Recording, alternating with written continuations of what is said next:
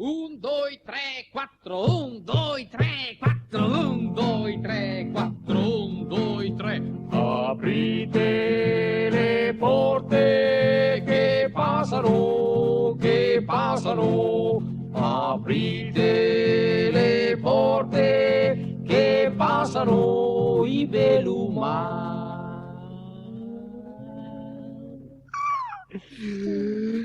E la dischela napita le 3 mesi che la schita e non la ponde. Wow, wow, wow. E la dischela un bel galle 3 mesi che il va a cavallo 4 pite. E la dischela moros alle vecchie tiende tosse la rogna. Wow, wow, wow. E la dischela anganella le quel de sopra del compra la standa.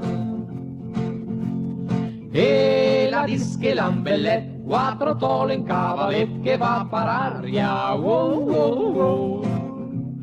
E la dischela più bella di quell'altra sua sorella che le ha il circo. Togni la fa la donna barbuta.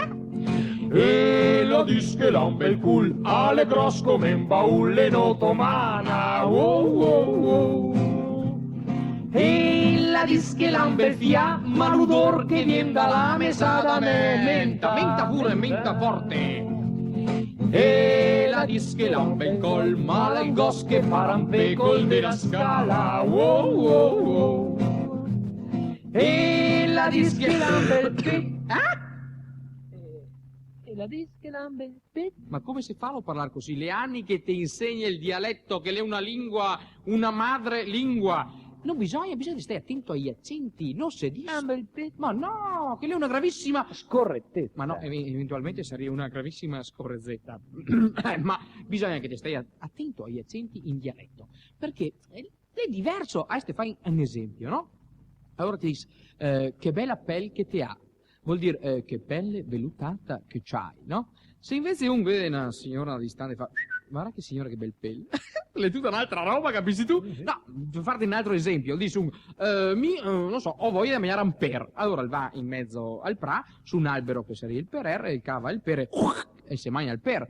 Se invece un arriva a casa la sera cattivo e gli fa la femmina che non per. Tutta un'altra roba! Per cui ti ha da cercare di essere più gentile, ti ha da farlo più largo sto... Ma no, sto... Promontorio senile. Sì, sto petti, insomma, deve essere proprio così, eh? Prova a farlo pulito, mo. E la dischela un bel pet.